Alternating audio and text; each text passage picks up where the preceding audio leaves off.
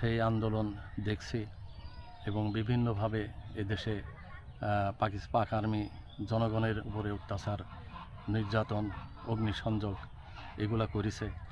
এর আলোকেই তাদেরকে এদেশ থেকে হটানোর জন্যই আমি 1971 সালে আপনার এপ্রিল মাসে আমি মুক্তিযোদ্ধার অংশগ্রহণের জন্য আমি ভারতে যাই।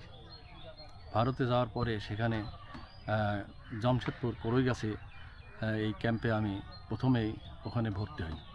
ভর্তি হওয়ার পরে ওখান থেকে আমি আমার তারিখটা মনে নাই।